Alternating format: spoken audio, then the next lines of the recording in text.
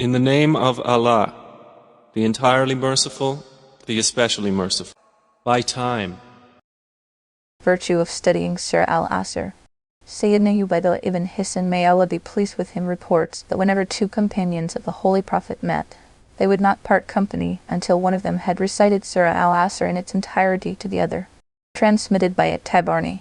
Imam Shafi'i, may Allah have mercy on him, says that if people thought about Surah Al-Asr carefully, it would be enough for their guidance. It is a concise but comprehensive surah, which in 3 verses outlines a complete way of human life based on the Islamic worldview. In this surah, Allah swears an oath by the time and says that mankind is in a state of loss. Exception, however, is made of people who are characterized by 4 qualities: 1 faith, 2 righteous deeds, 3 advising each other for truth, and 4 advising each other for patience. This is the only path to salvation in this world, as well as in the next world. The Quranic prescription comprises, as we have just seen, of 4 elements. The first 2 of them relate to man's own personal betterment, and the other 2 relate to other people's guidance and reform. Ibn Kathir. Relationship between time and human loss. The first point we need to analyze here is the relationship between the oath of time and its subject, because there needs to be a relationship between an oath and its subject. The commentators generally state that all conditions of man, his growth and development, his movements, his actions and morality all take place within a space of time. Man will lose the capital of his existence. Hours, days, months, and years of life pass quickly, spiritual and material potentialities decline, and abilities fade. Man is like a person who possesses great capital, and without his permission and will, every day a portion of that capital is taken away. This is the nature of life in this world, a nature of continual loss. How well this has been put poetically. Your life comprises a few breaths that can be counted. When one of them is sent out, a part of your life has diminished.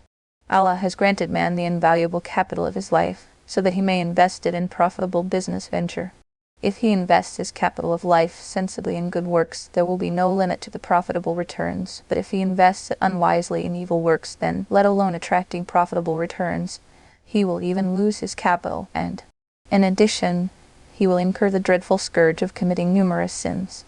If, however, a person did not invest his life, capital in good deeds or in evil deeds, then he, at least, loses both the profit as well as the capital. This is not merely a poetic imagery, but is supported by a prophetic hadith, according to which the Messenger of Allah is reported to have said, "When a person wakes up in the morning, he invests his soul or life in a business enterprise. Some of the investors free or save the capital from loss, and others destroy it." The Quran itself has used the word tijara in relation to faith and righteous deed. Thus, shall I tell you about a trade that saves you from a painful punishment?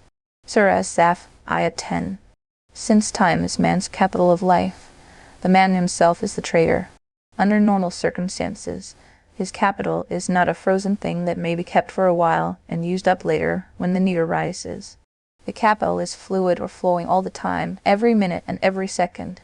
The man who invests it needs to be very wise, intelligent, and agile, so that he is able to swiftly and readily reap the profit from a flowing capital.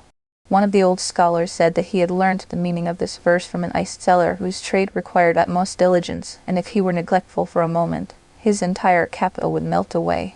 That is why this verse has sworn an oath by the time to indicate that it is a melting capital, and the only way to escape loss is to take every moment of his life as valuable and use it for the 4 acts mentioned in the surah. Another possible reason for swearing by time may be that the time, in the sense of history, bears testimony to the fact mentioned in the surah. If one thinks on the causes of the rise and decline of individuals and nations, he would certainly believe that it is only these 4 acts, mentioned in the forthcoming verses, that may ensure the real success and betterment of mankind. Whoever has ever abandoned them has suffered a great loss, as is evident from numerous events recorded by history. Let us now study the 4 principles mentioned in the surah. As pointed out earlier, faith and righteous deeds are related to man's moral and spiritual growth and development. They are not in need of elaboration. However, the last 2 principles, advising each other for truth and advising each other for patience, require some elaboration. The infinitive tawasi is derived from wasiya, which means to advise somebody strongly and effectively about the best thing to do in a particular situation. The term wasiya also refers to a will or testament, where a testator advises his executor regarding the disposal of his estate on his death. The two parts are in fact two chapters of the same testament, one advice to truth, and two advice to patience and fortitude. These two concepts may be explained in different ways. One way to explain them is that haq, truth, refers to the package of correct faith and good deeds, and sabr, patience, refers to abstinence from all sins and evil deeds. Thus, the first concept refers to enjoining good actions, and the second concept refers to forbidding evil actions. The cumulative sense of the surah is that believers have been enjoined not only to adopt right faith and good deeds themselves, but to advise others strongly and effectively to adopt them, and thus help in the creation of a healthy atmosphere around them. It is also possible to interpret truth as referring to articles of faith, and to interpret patience as referring to all good actions and abstinence from evil deeds. The word sabr, originally meaning to withhold oneself and to bind oneself, encompasses binding oneself down to the performance of righteous deeds and abstaining from sins. Hafiz ibn Taymiyyah has stated in one of his monographs that there are normally two factors that restrain a person from faith and righteous deeds.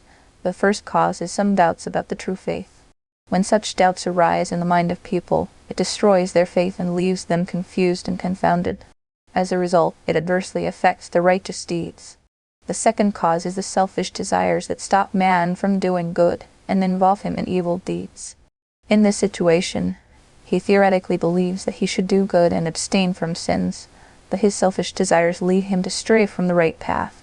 The current verse indicates to remove both causes of one's distraction. By stressing upon advice of truth, it has catered to the first cause, and that it should be removed by reforming others on theoretical and academic level, and by emphasizing on advice of patience, it has taken care of the second cause by enjoining upon the Muslims to advise others to give up the base desires and remain firm against their evil demands.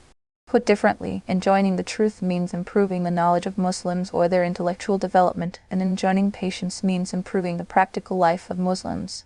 Need to salvage the entire Muslim society.